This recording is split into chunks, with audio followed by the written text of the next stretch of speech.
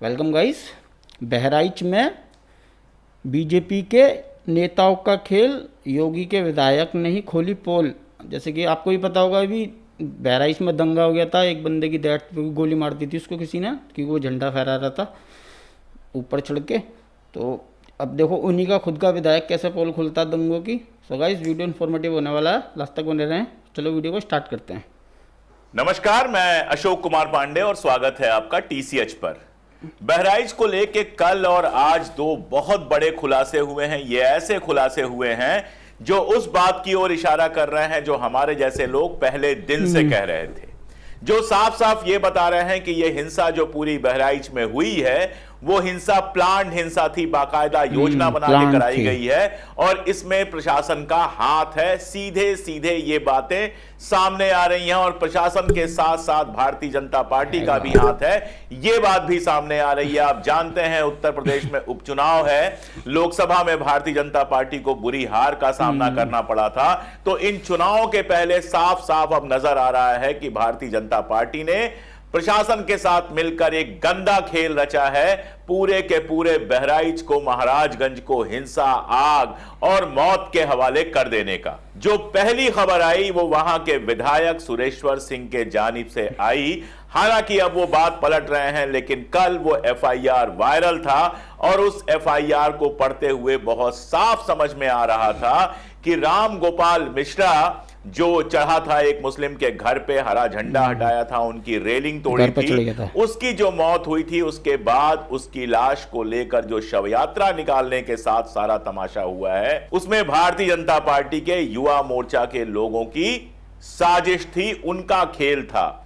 विधायक ने साफ साफ कहा है कि हम शांति से ले जाना चाहते थे, जो शव यात्रा है उसको शांति से ले जाना चाहते थे और इस शव यात्रा के समय बवाल पैदा करने के लिए, दंगा पैदा करने के लिए भारतीय जनता युवा मोर्चा के नेताओं ने, उसके कार्यकर्ताओं ने पथराव किया और यहां तक कल कहा था, सुरेश्वर सिंह के हवाले से यहां तक बयान आ रहा था कि उनको और उनके बेटे को भी मारने की कोशिश की गई।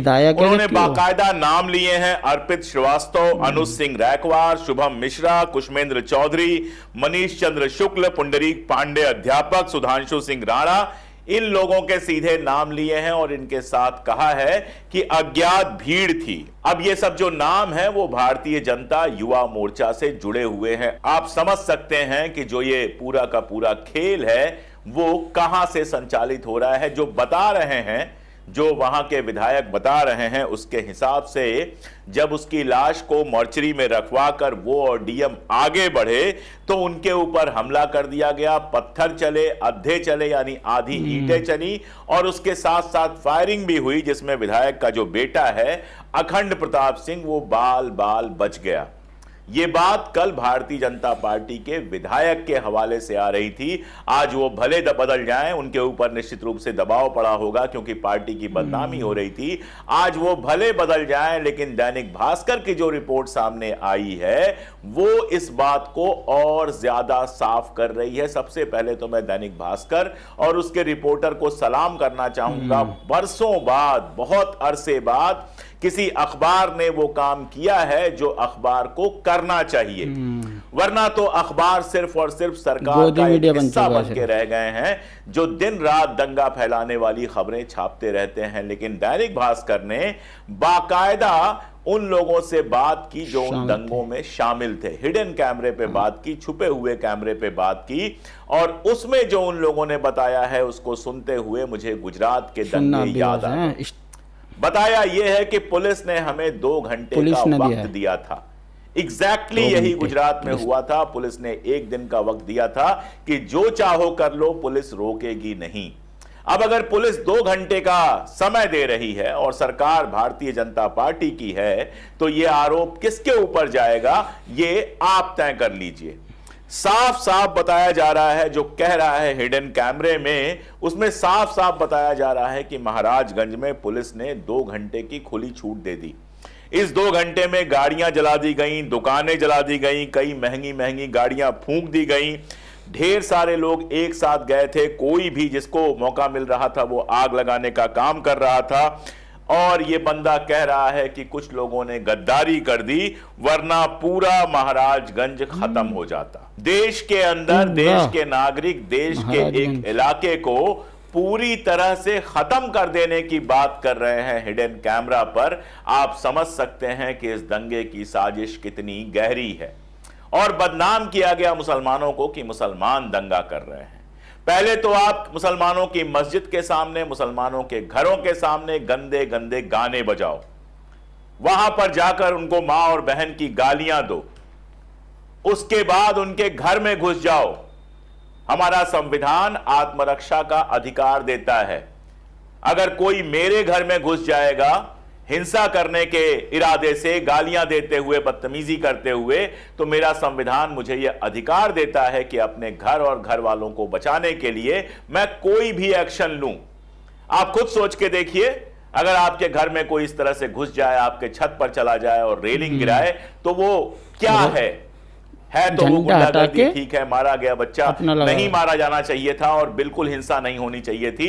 लेकिन इससे उसने जो किया वो पाप छिप नहीं जाता है। उसने एक घर, बहु बच्चों वाले घर में जबरदस्ती घुसने की हिमाकत की और उसके छत पर जाकर तोड़ फोड़ की, उनका रेलिंग तोड़ दिया, उनका झंडा जो लगा हुआ था वो निकाल कर झंडा लगाया। ये सारी हरकतें उसने की, जिसके बाद गोली चली और मारा गया।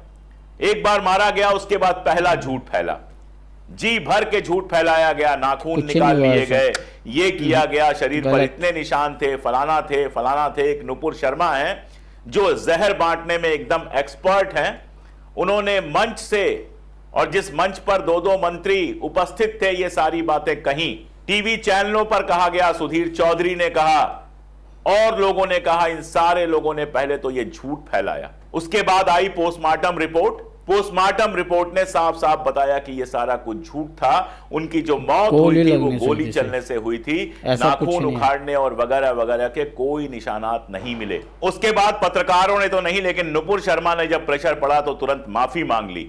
माफी मांगने से जो जहर आपने फैलाया है वो जहर कम नहीं हो जाएगा। इसके बाद झूठ फैलाया गया कि मुसलमानों ने दंगा किया। 3 दिन के अंदर कागज पेश करने के लिए लगा दिया गया नोटिस कि अगर 3 दिन के अंदर कागज पेश नहीं हुए तो चल जाएगा बुलडोजर। वो तो सुप्रीम कोर्ट का फैसला था जिसकी वजह से 3 दिन का नोटिस लगाया गया, वरना सीधे बुलडोजर चला देते। अब यह मामला सुप्रीम कोर्ट में और हाई कोर्ट में पहुंचा है, तो बुलडोजर चलाने पर फिलहाल रोक लगी हुई है। 15 दिन का वक्त दिया गया है पेपर्स देने के लिए, देखते हैं आगे क्या होता है। लेकिन झूठ बोला गया कि मुसलमानों ने दंगा कराने की कोशिश की। अब यह जो हकीकत निकाल के लाया है दैनिक भास्कर, इसके बाद अगर मुख्यमंत्री महोदय के अंदर थोड़ी भी शर्म होती तो कम से कम अपने गृहमंत्री का इस्तीफा करवा देते, अपना खुद का इस्तीफा दे देते। उनके प्रदेश में पुलिस ने 2 घंटे दंगाइयों को खुली छूट दी है। काश इस देश में न्याय व्यवस्था होती, यह कहते हुए मुझे दुख भी होता है, शर्म भी आती है। लेकिन रिटायरमेंट के पहले जब हमारे आदरणीय चीफ जस्टिस कहते हैं कि फैसला देने, राम मंदिर बाबरी मस्जिद में फैसला देने से पहले मैं ईश्वर के सामने बैठा और मैंने कहा मुझे बुद्धि दीजिए कि मैं क्या फैसला दूं। आपको बैठना चाहिए था संविधान के सामने, संविधान के सारे पन्ने पलट देने चाहिए थे, कानूनों के सारे पन्ने पलट देना चाहिए था, सारी नजीरें देखनी चाहिए थी और उसके बाद फैसला देना चाहिए था। लेकिन आप ईश्वर के पैरों में बैठकर जब फैसला देंगे और न्याय की जो देवी हैं उनकी आंखें खोल देंगे, इसका मतलब साफ साफ है कि आप जो फैसला दे रहे थे वो उतना संवैधानिक सही नहीं था जितना आप ईश्वर के सामने बैठकर ज्ञान जो प्राप्त कर रहे थे उस पर आधारित था। ये बातें हम कभी नहीं कहते, लेकिन आपने खुद कहा है, इसीलिए बार बार कहना पड़ता है कि क्या हमारे देश में वाकई संविधान का राज बचा है। अगर बचा होता तो इस वीडियो के आने के बाद तहलका मच गया होता।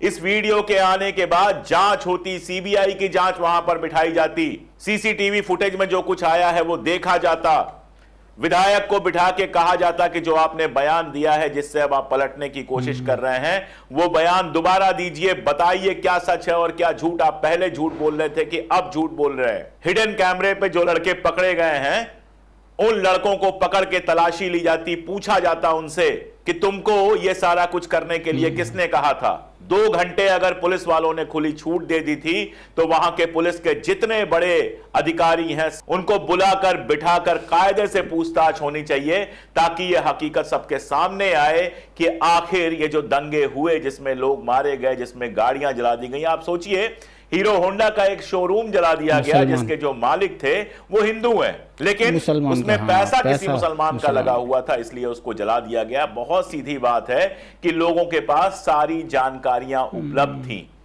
ये कोई ऐसी पागल भीड़ नहीं थी जो गुस्से में निकली और जो सामने आया जला दिया गया। बहुत प्लान तरीके से मुसलमानों को नुकसान पहुंचाने के लिए सारा का सारा खेल रचा गया।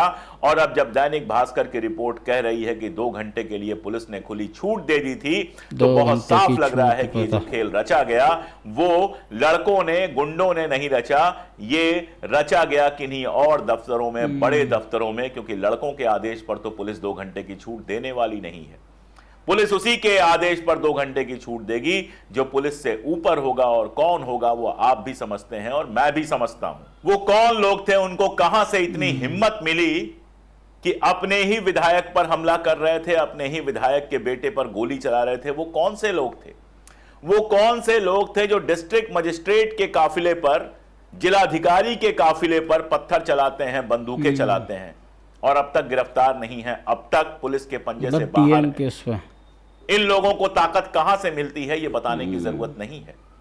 पता है जब नरेंद्र मोदी प्रचार करते हुए कहते हैं बटेंगे तो कटेंगे, योगी आदित्यनाथ प्रचार करते हुए कहते हैं बटेंगे तो कटेंगे। अरे बट तो गया है देश, बांट तो दिया है आपने देश को, हिंदू और मुसलमान में बांट दिया है, और पहले से ही हिंदुओं के अंदर 100 बंटवारे आपने ही किए हुए हैं। दलित अलग, ब्राह्मण अलग, ठाकुर अलग, ये सारे बंटवारे किए हुए हैं। कैसे नहीं बटेगा हिंदू? जब एक हिंदू दूसरे हिंदू के हाथ का छुआ खाने से भी इंकार कर देगा तो कैसे बटेगा नहीं हिंदू, बताइए। जिन लोगों ने यह बंटवारा खत्म करने की कोशिश की, जिन लोगों ने कोशिश किया कि सामाजिक समरसता हो, जिन लोगों ने कोशिश किया कि सांप्रदायिक सद्भाव हो, वो तो आपको दुश्मन नजर आते हैं, एंटी नेशनल नजर आते हैं। आप जिस तरह से मणिपुर में बांट रहे हैं कुकी और नगा के बीच में, देश में बांट रहे हैं हिंदू और मुसलमान के बीच में, कश्मीर में बांट रहे हैं जम्मू और कश्मीर के बीच में, हर जगह बंटवारा ही तो पैदा कर रहे हैं आप, और कह रहे हैं बटेंगे तो कटेंगे, सिर्फ इसलिए कि हिंदुओं का एक मुश्त वोट आपको मिल जाए और आपकी सरकारें बन जाएं। ये सरकारें बनाकर भी क्या हासिल होगा जब मुल्क लगातार बढ़ता चला जाएगा, जब हर जगह, हर मोहल्ले में, हर शहर में, हर कस्बे में, हर घर में दीवारें खींच दी जाएंगी, तो उसके बाद क्या बचेगा? देश का जब विभाजन हुआ था 1947 में, तो ऐसे ही लोग थे। एक साहब मुसलमानों को एक होने के लिए कह रहे थे, एक साहब हिंदुओं को एक होने के लिए कह रहे थे, और नतीजा यह हुआ कि हिंदू मुसलमान पता नहीं एक हुए कि नहीं हुए, लेकिन देश 2 हिस्सों में बंट गया।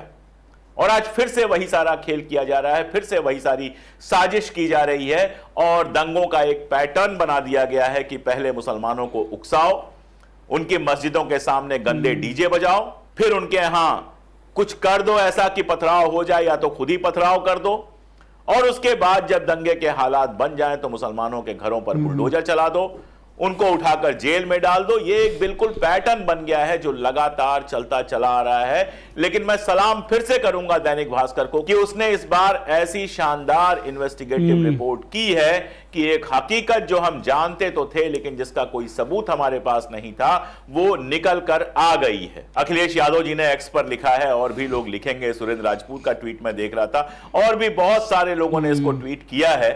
जनता के पास तो ये सब पहुंचेगा, लेकिन जहां पहुंचना जरूरी है कई बार वहां से दर्द होता है। काश सुप्रीम कोर्ट इसका संज्ञान लेता, सीबीआई जांच के आदेश करवाता, वहां पे सीबीआई जांच होती और इस दंगे के लिए जो जिम्मेदार लोग हैं उनको गिरफ्तार किया जाता, तो फिर शायद आगे ऐसा कर पाना मुमकिन नहीं होता। लेकिन फिलहाल तो ऐसा ही लग रहा है कि देश को एक ऐसी आग में झोंक दिया गया है जहां से उसको बाहर निकालने में किसी का कोई इंटरेस्ट नहीं है। हम और आप जनता हैं, जो हिंदू जो मुसलमान हमें देख रहे हैं इस समय, उनसे मैं सिर्फ ये सवाल छोड़कर जा रहा हूं कि इस तरह के दंगों में जो घर जलते हैं, जो शहर बर्बाद होते हैं, उसमें आप भी शामिल हैं, उसमें हम भी शामिल हैं, उसमें हिंदू भी शामिल है, उसमें मुसलमान भी शामिल है। अगर वो चाहेंगे, वो चाहेंगे तो मिलजुल कर इसको रोक पाएंगे। जिन लड़कों को एक पार्टी ने हैवान बनाकर रख दिया है, जिन लड़कों से उनका सारा फ्यूचर छीन लिया है, दंगा हो गया, जिनको फायदा होना होगा उनको फायदा होगा, बाकी चाहे हिंदू लड़के हों चाहे मुसलमान हों, कोई जेल में सड़ेगा, कोई जिंदगी भर मुकदमा झेलेगा, उस समय कोई उसको बचाने नहीं आएगा। उनकी जिंदगियां तबाह हो चुकी हैं। उनको एक बार सोचना होगा कि किस बात के लिए अपनी जिंदगी तबाह कर रहे हैं। कुछ करप्ट नेताओं को कुर्सी पर पहुंचाने के लिए क्यों वो सीढ़ियां बन रहे हैं, जब उनको पता है कि सीढ़ियों को इस्तेमाल करने के बाद फेंक दिया जाता है, छोड़ दिया जाता है, क्योंकि ऊपर से नीचे कोई नेता उतरना नहीं चाहता। अगर वो इस बात को समझेंगे तब तो कोई बात है, वरना जो होगा जैसे होगा, आप भी भुगतेंगे, हम भी भुगतेंगे। और आप और हम इंपॉर्टेंट नहीं है, सबसे इंपॉर्टेंट है हमारा मुल्क, हमारा देश, जो इस सारी नफरत को, जहर को भुगत रहा है, कई कई हिस्सों में बंट रहा है, जिसको बनाए रखने, बचाए रखने के लिए जाने कितने लोगों ने कुर्बानियां दी हैं, और अब उसको बर्बाद करने के लिए ये सारा कुछ खेल रचा जा रहा है। आप क्या सोचते हैं इस पर? आपकी क्या राय है, आपका क्या विचार है, वो कमेंट में जरूर दर्ज कीजिएगा। मैं कमेंट्स पढ़ता हूं, उनसे सीखने की कोशिश करता हूं। आप और हम मिलकर पूरा करते हैं बात को। मैं अपनी बात कहता हूं और जब आप कमेंट में अपनी बात कहते हैं तब बात पूरी होती है। मैं इंतजार करूंगा आपके कमेंट्स का, आपकी राय का। आज के लिए इतना ही, बहुत शुक्रिया। मतलब गाइस देख रहे हो, मतलब पुलिस वाले छूट दे रहे हैं 2 घंटे की दंगा करने के लिए। जो दंगा कर रहे हैं वो खुद बता रहे हैं, वो भी स्टिंग ऑपरेशन, मतलब हिडन कैमरे में कैद हुए हैं। मतलब उनके सामने कैमरा ही लगाया, ऐसे ही उनको वैसे पता ना हो, तो उसमें जाके निकल रहा है कि 2 घंटे की छूट दी है हमें बहराइच में दंगा करने के लिए। अभी यूपी में ना उपचुनाव होने वाले हैं, 10 सीटों पर होंगे विधानसभा के चुनाव, तो उसकी वजह से हो रहा है ये। इनकी रैली निकल रही थी हिंदू भाइयों की, तो एक बंदा चढ़ गया किसी मुसलमान के घर पर, उसकी रेलिंग हटा दी वहाँ से, और उसका झंडा लगा होता हरे कलर का जो होता है मुसलमानों का, उसको हटा के अपना लगा दिया हिंदू भाई ने, किसी ने। अब उस घर के किसी बंदे ने गोली चला दी, उसकी डेथ हो गई।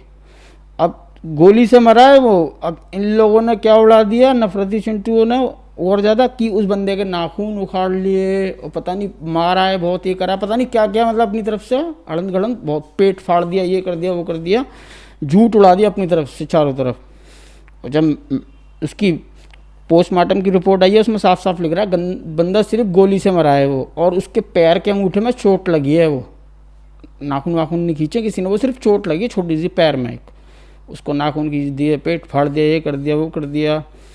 अब देखो उनके घर के बुलडर तोड़ने का नाम भी आ गया कि 25 पता नहीं 30 कितने बता रहे थे, उनके घर टूटेंगे बुलडोजर से। अब वो तो कोर्ट ने रोक दिया कि अभी नहीं, पहले जांच कर लो, वो इनके कागज़ मांगो तब कुछ होगा। मतलब पहले दंगा भी खुद कराओ, फिर अगर उसमें कुछ हो तो फिर मकान भी बुलडोजर से मुसलमानों को भी तोड़ो। बस बताओ, यही हो रहा है। सो गाइस, यही था वीडियो। उम्मीद आपको वीडियो इन्फॉर्मेटिव लगा होगा। हमारे चैनल को सब्सक्राइब कर देना, और ओरिजिनल वीडियो का लिंक डिस्क्रिप्शन से ले लेना। कमेंट ज़रूर करना आप। अल्लाह हाफिज़।